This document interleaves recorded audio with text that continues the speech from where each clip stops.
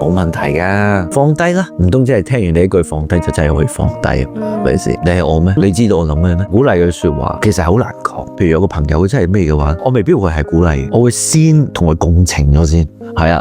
我代入咗佢面對嘅乜嘢先，因為每個人有唔同嘅環境，佢嘅生長環境唔同，即係每個人嘅家庭背景唔同，就算你面對同一件事，對佢嘅傷害都唔同，係咪先？咁變咗你要即係了解咗佢，跟住先可以講一啲令佢有翻自信或者重新振作嘅說話。係啊，所以佢其實鼓勵說話其實好難講。不過如果你話概括嚟講咧，我明白大家有唔同嘅環境，面對唔同嘅問題。不過我會相信聽日係會更加好，係啊，明天會更加好，係一定會捱得過。你首先鼓勵人哋一定要知道對方，你先理解咗我先啦，即係唔好你就話你得㗎，你最好嘅，你有冇理解我啊？係咪先？所以呢個就係你首先要俾人哋覺得我理解咗你先，你先去講咧，就更加有說服力。